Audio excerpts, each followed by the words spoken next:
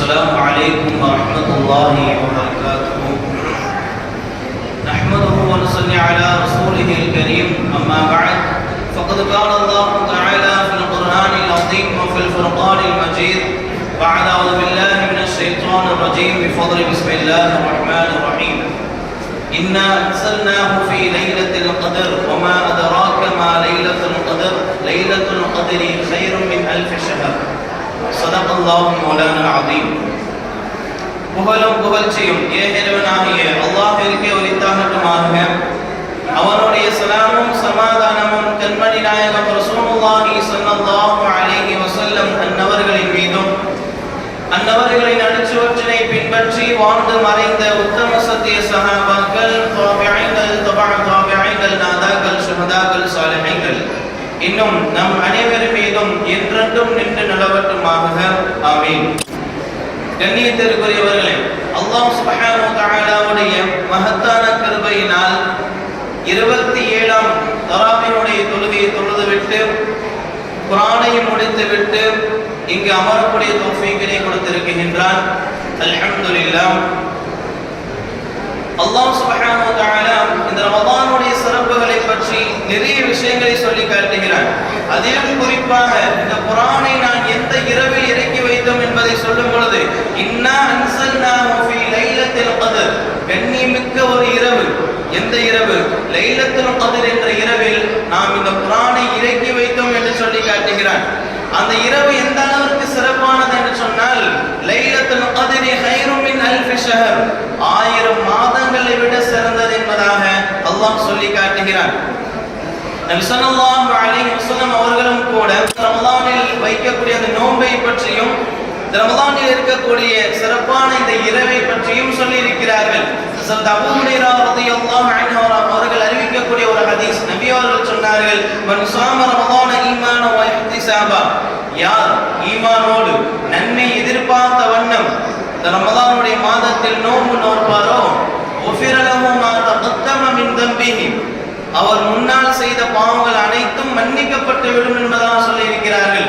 அதனை தொடர்ந்து நபி அவர்கள் சொன்னார்கள், வமன் காம லைலத்துல் கத்ரி ஈமான வ இஹ்திஸாபா, யார் ஈமானுடன் நன்மை எதிர்பார்த்து நன்மை ஆதரவு வைத்து இந்த லைலத்துல் கத்ர் என்ற இரவில் நின்று வணங்குவாரோ உஃபிர லஹு மா தகத்தம மின் தம்பிஹி, அவர் முன்னால் செய்த பாவங்கள் அனைத்தும் மன்னிக்கப்பட்டு விடும் என்பதாக நபி ஸல்லல்லாஹு அலைஹி வஸல்லம் அவர்கள் சொல்லி காட்டினார்கள். இந்த லைலத்துல் கத்ர் எந்த இரவில் இருக்கிறது என்பதையும் நபி அவர்கள் தெளிவாக சொல்லி இருக்கிறார்கள். எந்தெந்த இரவுகளில் நாம் எடுத்துக்கொள்ள வேண்டும், தேடிக்கொள்ள வேண்டும் என்பதை தெளிவாக சொல்லி இருக்கிறார்கள். ஹஜ்ரத் ஆயிஷா রাদিয়াল্লাহு அன்ஹா அவர்கள் அறிவிக்கிறார்கள், நபி அவர்கள் சொன்னார்கள், தஹர்ரவு லைலத்துல் கத்ரி ஃபில் வித்ரி மின் அல்-அஷ்ர் அல்-அவாகிர் மின் ரமலான், ரமலானில் இருக்கக்கூடிய கடைசி 10 இருக்கக்கூடிய ஒற்றைப்படை இரவுகளில் நீங்கள் லைலத்துல் கத்ரை தேடிக்கொள்ளுங்கள் என்பதாக நபி ஸல்லல்லாஹு அலைஹி வஸல்லம் அவர்கள் சொல்லி காட்டினார்கள். அந்த லைலத்துல் கத்ர் என்ற இரவு இந்த ஒற்றைப்படை இரவுகளில் எந்த இரவில் இருக்கும் என்பதையும் நபி அவர்கள் சொன்னார்கள். அதனை தொடர்ந்து அல்லாஹ் நபி அவர்களுக்கு இந்த லைலத்துல் கத்ர் எந்த இரவில் இருக்கிறது என்பதை தெளிவுபடுத்தினான், அறிவித்து கொடுத்தான். அதன் பிறகு என்ன நடந்தது என்பதையும் நபி அவர்கள் சொன்னார்கள். உபாதா இப்னு ஸாமித் ரலியல்லாஹு அன்ஹு அறிவிக்கிறார்கள், நபி அவர்கள் சொன்னார்கள், நான் உங்களுக்கு லைலத்துல் கத்ர் என்ற இரவை பற்றி உங்களுக்கு அறிவிப்பதற்காக வேண்டி நான் வந்தேன். நான் புறப்பட்டு வந்தேன். அந்த நேரத்தில் 2 மனிதர்கள் சண்டையிட்டுக் கொண்டிருந்தார்கள். இதன் காரணமாக அல்லாஹ் என்னுடைய மனதிலிருந்து அதை அகற்றி விட்டான், அதை எடுத்து விட்டான், அதை மறக்கடிக்க செய்து விட்டான் என்று சொல்லிவிட்டு நபி அவர்கள் சொன்னார்கள், அஸா யகூன கைரல் லகும், இது உங்களுக்கு நலவானதாக கூட இருக்கலாம், இது உங்களுக்கு நலவானதாக கூட இருக்கலாம். நீங்கள் 25 அல்லது 27 அல்லது 29 இந்த 3 நாட்களை நபி அவர்கள் சொன்னார்கள். 25, 27, 29 இந்த 3 இரவுகளில் நீங்கள் என்ன செய்யுங்கள், லைலத்துல் கத்ரை தேடிக் கொள்ளுங்கள் என்பதாக நபி ஸல்லல்லாஹு அலைஹி வஸல்லம் அவர்கள் சொல்லி காட்டினார்கள். நபி ஸல்லல்லாஹு அலைஹி வஸல்லம் அவர்கள் சஹாபாக்களுக்கு சொன்னது மட்டும் அல்லாது தானும் தன்னுடைய வாழ்க்கையில் அதை தேடிக்கொண்டார்கள். நன்மையை தேடுபவர்களாகத்தான் இருந்தார்கள். ஆயிஷா ரலியல்லாஹு அன்ஹா அவர்கள் சொல்லுகிறார்கள் நபியை பற்றி, நபி ஸல்லல்லாஹு அலைஹி வஸல்லம் அவர்கள் ரமலானுடைய இறுதி 10 வந்துவிட்டால் இல்ல தொடர்பை நிறுத்தி விடுவார்களாம். வீடுகளுக்கு செல்ல மாட்டார்கள், இறை தொடர்போடு இருப்பார்கள் என்பதாக ஆயிஷா ரலியல்லாஹு அன்ஹா அவர்கள் நபியை பற்றி சொல்லி காட்டினார்கள். அப்படி என்று சொன்னால் நாம் என்ன செய்ய வேண்டும்? இறைவனை தேட வேண்டும், அதிகம் அதிகம் தேட வேண்டும். குறிப்பாக இந்த லைலத்துல் கத்ர் என்ற இரவு மிகவும் உன்னதமானது. ஏன் இன்றைய இரவு லைலத்துல் கத்ர் என்று சொல்கிறார்கள்? அல்லாஹ் மறக்கடித்து விட்டான். நபி அவர்களும் பெரிதாக சொல்லவில்லை, ஒற்றைப்படை இரவுகளில் மட்டும் நீங்கள் தேடிக்கொள்ளுங்கள் என்று அல்லாஹ் நபி ஸல்லல்லாஹு அலைஹி வஸல்லம் அவர்கள் சொல்லி இருக்கிறார்கள். இந்த நிலையில் இன்றைய இரவு 27வது இரவு தான் லைலத்துல் கத்ர் என்ற இரவு. எப்படி நாம் தெரிந்து கொள்ள முடியும்? எப்படி அதை கன்ஃபார்ம் பண்ண முடியும்? இமாம்களுடைய ஏகோபித்த அந்த முடிவின் பிரகாரம் தான் இன்றைய இரவு லைலத்துல் கத்ராக இருக்கலாம்.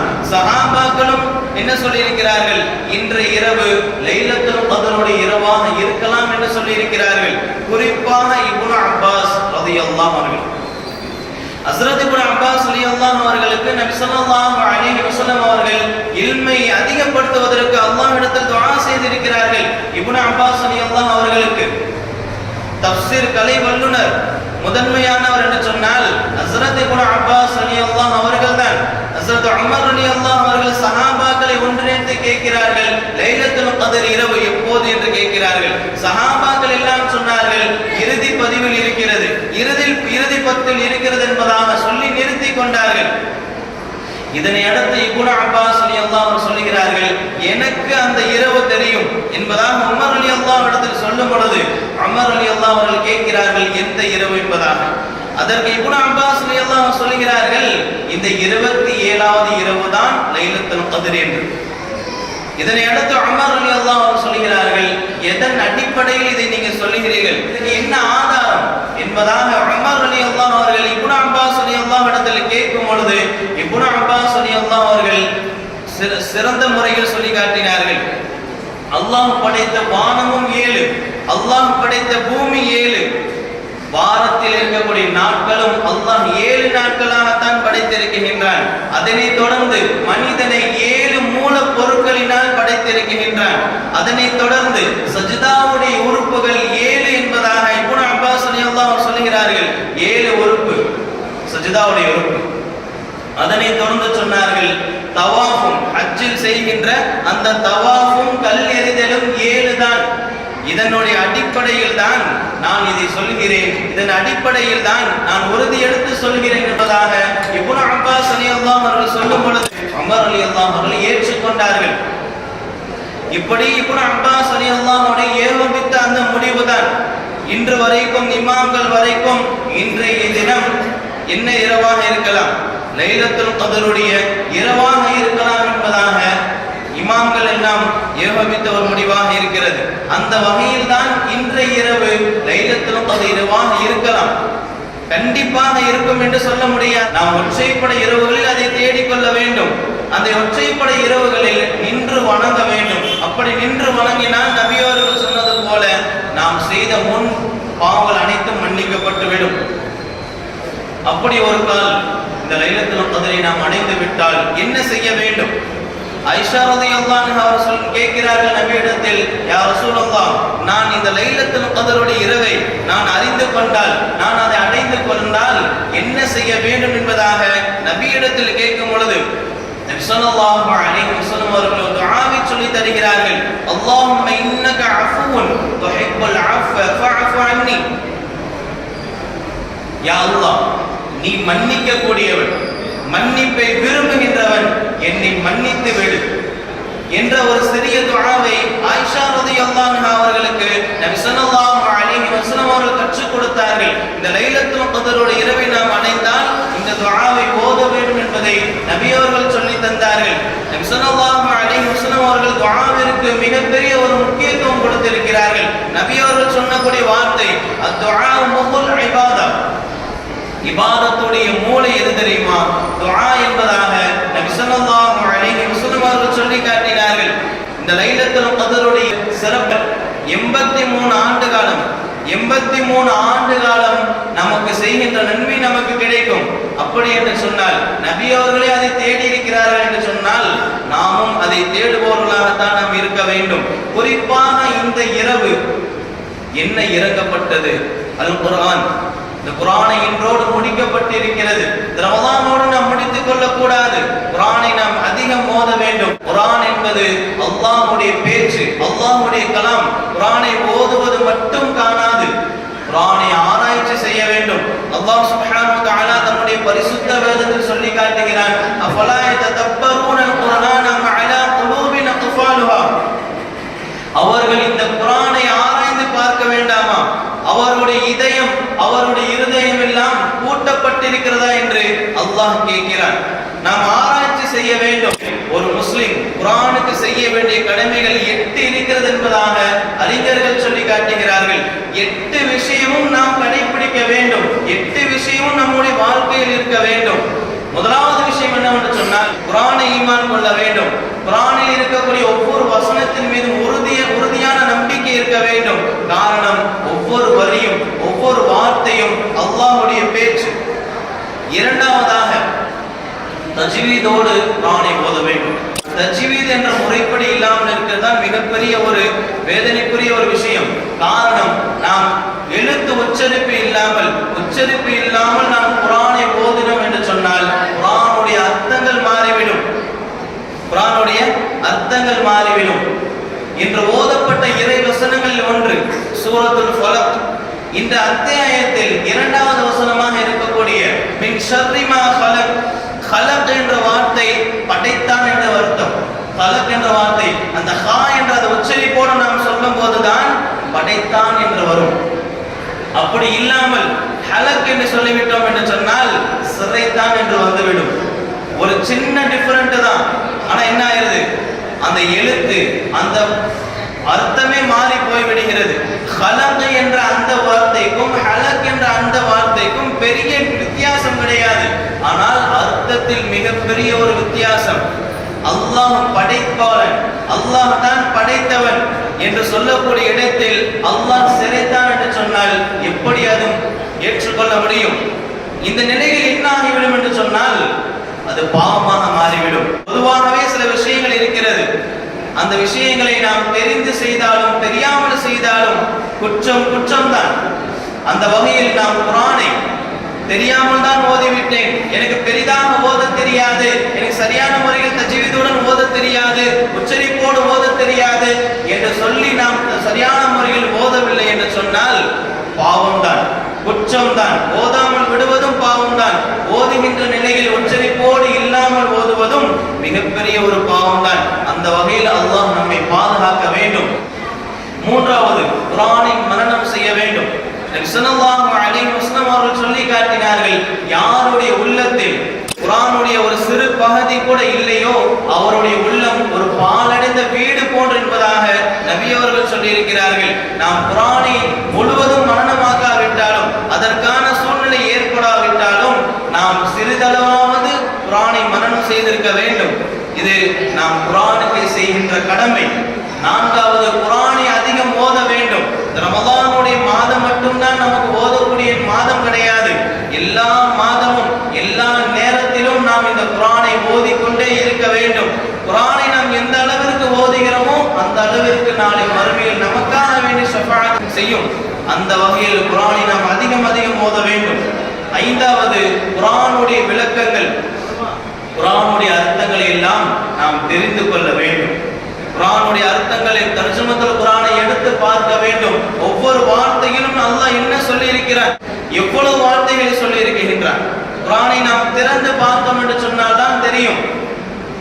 குர்ஆனை என்று திறந்து பார்ப்பது கிடையாது, அதை ஓதுவது கிடையாது, அதனுடைய அர்த்தங்களை பார்ப்பது கிடையாது. இந்த நிலையிலே நம்முடைய மரணம் வந்துவிட்டால் குர்ஆனை கொண்டு நமக்கு எந்த ஒரு சிபாரிசும் கிடையாது. குர்ஆன் நமக்கு சிபாரிசு செய்ய வேண்டும் என்று சொன்னால் நாம் குர்ஆனை அதிகம் ஓத வேண்டும். குர்ஆனுடைய அர்த்தங்களை தெரிந்து அதை விளங்கிக் கொள்ள வேண்டும். ஒவ்வொரு வசனத்திலும் அல்லாஹ் நிறைய படிப்பினைகளை வைத்திருக்கிறான். அந்த வகையில் நாம் குர்ஆனுடைய அர்த்தங்களை விளங்கிக் கொள்ள வேண்டும். அதே வகையில் சிந்திக்கவும் வேண்டும். ஆறாவதாக குர்ஆனின் படி அமல் செய்ய வேண்டும். குர்ஆனில் அல்லாஹ் என்னென்ன சொல்லி இருக்கிறானோ, என்னென்ன கட்டளையிட்டு இருக்கிறானோ அந்த வகையில் நாம் அமல் செய்து கொண்டே இருக்க வேண்டும். அல்லாஹ் தன்னுடைய குர்ஆனில் என்ன சொல்கிறான்? வமா ஹலகத்துல் ஜின்ன வல் இன்ஸ இல்லா லியஅபுதூன், ஜின்களையும் மனிதர்களையும் நான் வணங்குவதற்காக மட்டும்தான் படைத்திருக்கிறேன், வேறு எந்த ஒரு விஷயத்திற்கும் கிடையாது என்று சொல்லியிருக்கிறான். அந்த வகையில் நாம் அல்லாஹ்விற்கு அதிகம் அதிகம் இபாதத் செய்பவர்களாக, அல்லாஹ்விடத்தில் அமல்கள் செய்பவர்களாக நாம் ஆகிக்கொள்ள வேண்டும். நாம் குர்ஆனோடு படி நாம் அமல் செய்யும் பொழுது குர்ஆன் நமக்காக வேண்டி அல்லாஹ்விடத்தில் சிபாரிசு செய்யும். ஏழாவது விஷயம் என்னவென்று சொன்னால், குர்ஆனுடைய வார்த்தைகளை, குர்ஆனுடைய அர்த்தங்களை பிறருக்கு கற்றுக் கொடுக்க வேண்டும். நபி ஸல்லல்லாஹு அலைஹி வஸல்லம் அவர்கள் சொல்லி இருக்கிறார்கள், கைருக்கும் மன் தஅல்லமல் குர்ஆன வ அல்லமா, யார் உங்களில் சிறந்தவர் என்று சொன்னால் குர்ஆனை தானும் கற்று பிறருக்கும் கற்றுக் கொடுப்பவர் தான் உங்களில் சிறந்தவர் என்பதாக நபி ஸல்லல்லாஹு அலைஹி வஸல்லம் அவர்கள் சொல்லி இருக்கிறார்கள்.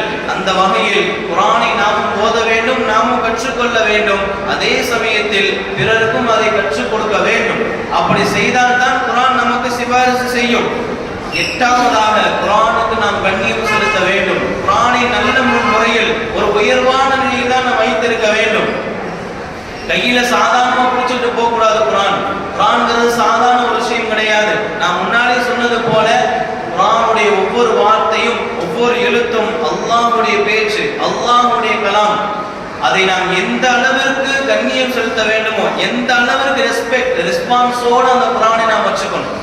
அப்படி இருந்தால் இந்த 8 காரியமும் நம்ம இடத்தில் இருக்கக்கூடிய நிலையில் நாம் மரணம் வந்து விட்டால், நம் மௌத்தாய் விட்டால் என்ன ஆகும் என்று சொன்னால், நாளை மறுமையில் நமக்காக வேண்டி குர்ஆன் நமக்கு சிபாரிசு செய்யும். இந்த குர்ஆனை பற்றி, இந்த குர்ஆனை ஓதுவதை பற்றி நபி ஸல்லல்லாஹு அலைஹி வஸல்லம் அவர்கள் நிறைய விஷயங்களை சொல்லி இருக்கிறார்கள். ஆயிஷா রাদিয়াল্লাহு அன்ஹா அவர்கள் அறிவிக்கக்கூடிய ஒரு ஹதீஸ், நபி அவர்கள் சொன்னார்கள், குர்ஆன் ஓதுவதில் நன்கு தேர்ச்சி பெற்றவர் மலக்குகளோடு, ரஹ்மத்துடைய மலக்குகளோடு இருப்பார்கள். குர்ஆனை சிரமத்தோடு ஓதுபவர், சிரமம் இருப்பினும் அதை சிரமத்தோடு திக்கி திக்கி ஓதுபவருக்கு 2 கூலி இருக்கிறது என்பதாக நபி ஸல்லல்லாஹு அலைஹி வஸல்லம் அவர்கள் சொல்லி காட்டினார்கள். எனக்கு சரியான முறையில் ஓதும் வரவில்லை என்று சொன்னால் ஓதுவதற்கு என்ன முறையோ அதை நாம் கற்றுக்கொள்ள வேண்டும். அதை அப்படியே ஓத தெரியாது அப்படின்ட்டு சாதாரண விட்டுட்டு போயிடக்கூடாது. ஏன் அப்படின்னு சொல்லி சொன்னா, இழிவான மரணங்களில் ஒன்றுதான் குர்ஆன் ஓத தெரியாத நிலையில் மரணமாவது. இழிவான மரணம் என்பதாக உலமாக்கள் சொல்லி தந்திருக்கிறார்கள். அவர்கள் சொல்கிறார்கள், யாருடைய வீட்டில் சூரத்துல் பக்ரா ஓதப்படுமோ அவருடைய வீட்டில் ஷைத்தான் விரண்டோடி விடுவான் என்பதாக நபி ஸல்லல்லாஹு அலைஹி வஸல்லம் அவர்கள் சொல்லி இருக்கிறார்கள். அதற்கு முன்னதாக நபி அவர்கள் சொன்னார்கள், உங்களுடைய வீடுகளை நீங்கள் கபறுக்குழிகளாக, கபர்ஸ்தானாக மாற்றி விடாதீர்கள் என்பதை சொல்லிவிட்டு தான் இந்த வார்த்தையை சொல்லி இருக்கிறார்கள். அப்படி என்று சொன்னால் நம்முடைய வீடுகளை நாம் அதிகம் அதிகம் குர்ஆனை ஓத வேண்டும். இவ்வளவு சொன்னதை விடவும் மேலானது, சிறந்த ஒரு விஷயம் என்ன தெரியுமா? நபி ஸல்லல்லாஹு அலைஹி வஸல்லம் அவர்கள் சொன்னார்கள், குர்ஆனுடைய ஒரு முனை அல்லாஹ்வின் பிடியில் இருக்கிறது, அல்லாஹ்வுடைய கையில் இருக்கிறது, அதன் மறுமுனை உங்களிடத்தில் இருக்கிறது. நீங்கள் அதை பற்றி பிடிக்கும் காலமெல்லாம், அதை நீங்கள் ஓதும் காலமெல்லாம், அதன்படி நீங்கள் அமல் செய்யும் காலமெல்லாம் இந்த உலகத்தில் நீங்கள் இழிவாக மாட்டீர்கள், தோல்வி அடைய மாட்டீர்கள், நாளை மறுமையிலும் அழிந்து போக மாட்டீர்கள் என்பதாக நபி ஸல்லல்லாஹு அலைஹி வஸல்லம் அவர்கள் சொல்லி இருக்கிறார்கள். இதை விடவும் மேலானதாக நபி அவர்கள் சொல்லக்கூடிய வார்த்தை, இந்த திருக்குர்ஆனை வைத்தே சிலரை அல்லாஹ் உயர்த்துகிறான், சிலரை அல்லாஹ் தாழ்த்துகிறான் என்பதாகவும் நபி ஸல்லல்லாஹு அலைஹி வஸல்லம் அவர்கள் சொல்லி இருக்கிறார்கள். நாம் குர்ஆனை எந்த அளவிற்கு ஓதுகிறோமோ, எந்த அளவிற்கு மரணம் செய்கிறோமோ, எந்த அளவிற்கு கண்ணியப்படுத்துகிறோமோ, எந்த அளவிற்கு நம்மிடத்தில் குர்ஆனை வைத்துக் கொள்கிறோமோ அந்த அளவிற்கு இந்த உலகத்தில் அல்லாஹ் உயர்வை கொடுப்பான். அந்த அளவிற்கு அல்லாஹ் சுப்ஹானஹு வ தஆலா நாளை மறுமையில் நமக்கு மிகப்பெரிய ஒரு அந்தஸ்தை கொடுப்பான். அந்த வகையில் நாம் குர்ஆனை அதிகம் அதிகம் ஓதுபவர்களாகத்தான் நாம் இருக்க வேண்டும். குர்ஆன் என்பது மிகப்பெரிய முக்கியமானது. நபி ஸல்லல்லாஹு அலைஹி வஸல்லம் அவர்கள் சொல்லக்கூடிய வார்த்தை என்ன தெரியுமா? உங்களிடத்தில் நான் 2 விஷயங்களை விட்டு சொல்கிறேன், அதை பற்றி பிடிக்கும் காலமெல்லாம் நீங்கள் தோல்வி அடைய மாட்டீர்கள். நீங்கள் உலகத்திலோ நாளை மறுமையிலோ எந்த ஒரு விஷயத்திலும் நீங்கள் தோல்வி அடைய மாட்டீர்கள், எந்த ஒரு நிலையிலும் நீங்கள் அழிந்து போக மாட்டீர்கள் என்பதாக நபி அவர்கள் சொன்னார்கள். அந்த 2 விஷயங்கள், முதலாவது குர்ஆன், இரண்டாவது நபி ஸல்லல்லாஹு அலைஹி வஸல்லம் ஹதீஸ். இதில் முக்கியமானது குர்ஆன். நம்மிடத்தில் அதை எந்த அளவிற்கு வைத்திருக்கிறோம் என்பதெல்லாம் நாம் யோசித்து பார்க்க வேண்டும். நபி ஸல்லல்லாஹு அலைஹி வஸல்லம் அவர்கள் சொன்னதாக ஹஸரத் அபூ ஹுரைரா রাদিয়াল্লাহு அன்ஹு சொல்கிறார்கள், குர்ஆனை இந்த உலகத்தில் ஓதின ஒரு மனிதர் நாளை மறுமையில் அழைக்கப்படுவார்கள். அப்படி அழைக்கப்படும் பொழுது அந்த குர்ஆன் அந்த மனிதருக்காக, குர்ஆனை ஓதுபவருக்காக சிபாரிசு செய்யும். இந்த உலகத்தில் யார் குர்ஆனை அதிகமாக ஓதினாரோ அவருக்கு நாளை மறுமையில் அது சிபாரிசு செய்யும். இறைவனிடத்தில் சொல்லும், இறைவா இவருக்கு ஆடை அணிவித்துக் கொடு, இவருக்கு கிரீடத்தை கொடு என்பதாக அந்த குர்ஆன் சிபாரிசு செய்யும். அதனைத் தொடர்ந்து குர்ஆன் சொல்லும், இறைவா உன்னுடைய அருளை அவருக்கு கொடு, நீ அவருக்கு ரஹ்மத் செய் என்பதாக குர்ஆன் அந்த மனிதரை பார்த்து சிபாரிசு செய்யும். பிறகு அந்த மனிதரிடத்தில் சொல்லப்படும், நீங்கள் குர்ஆனை நிறுத்தி நிதானமான முறையில் நீங்கள் ஓதுங்கள் என்பதாக சொல்லப்படும். அந்த மனிதர் ஓதக்கூடிய ஒவ்வொரு வசனத்திற்கும், அந்த மனிதன் ஓதக்கூடிய ஒவ்வொரு எழுத்திற்கும் ஒரு நன்மை அதிகமாகி கொண்டே இருக்கும், ஒரு அந்தஸ்தை அல்லாஹ் உயர்த்தி கொண்டே இருப்பான். அந்த மனிதர் எங்கே நிறுத்துகிறாரோ, எங்கே திக்குகிறாரோ, எங்கே தடுமாறுகிறாரோ அந்த இடத்தோடு அவருடைய அந்தஸ்து முடிந்துவிடும்.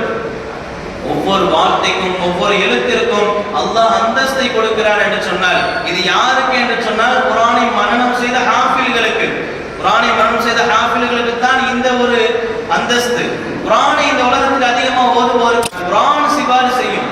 குர்ஆனுடைய சிபாரிசை கொண்டு சொர்க்கத்திற்கே சென்று விட முடியும். அதாவது நபியவர்களுடைய சிபாரிசை மட்டும்தான், அவருடைய ஷஃபாஅத்தை மட்டும்தான் அல்லாஹ் சுப்ஹானஹு வ தஆலா முதலில் ஏற்றுக்கொள்வான். இரண்டாவதாக குர்ஆன் யாரை பார்த்து சிபாரிசு செய்கிறதோ, குர்ஆன் யாரை பார்த்து இவன் உலகத்தில் என்னை அதிகம் ஓதினான், இரவும் பகலுமாக ஓதினான் என்று யாரை பார்த்து குர்ஆன் சொல்கிறதோ அவருடைய சிபாரிசை, அந்த குர்ஆன் யாரை பார்த்து சொல்கிறதோ அவர்களை அல்லாஹ் ஏற்றுக்கொள்வான். மூன்றாவதாக இந்த குர்ஆனை தன் நெஞ்சில் சுமந்து கொண்ட அந்த ஹாஃபில்கள், அந்த ஹாஃபில்களுக்கு அல்லாஹ் சிபாரிசை ஏற்றுக்கொள்வான். அந்த ஹாஃபில் மூலமாக நம்முடைய குடும்பத்தில் ஒரு ஹாஃபில் கண்டிப்பாக இருக்க வேண்டும். காரணம் என்ன தெரியுமா? ஸல்லல்லாஹு அலைஹி வஸல்லம் அவர்கள் சொன்னார்கள், நரகத்திற்கென்றே உறுதி செய்யப்பட்ட, சொர்க்கம் ஹராமாக்கப்பட்ட ஒரு 10 நபர்களை ஒரு ஹாஃபில் சிபாரிசு செய்தால் அல்லாஹ் ஏற்றுக்கொள்வான்.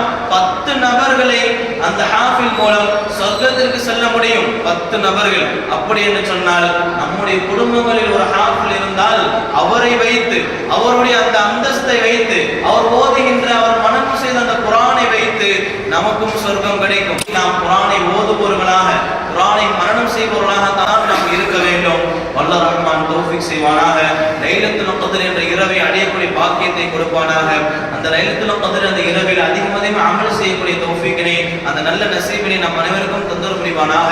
வாஹிரு தஅவானா அல்ஹம்துலில்லாஹி ரப்பில் ஆலமீன். அஸ்ஸலாமு அலைக்கும் வரஹ்மத்துல்லாஹி வபரகாத்துஹு.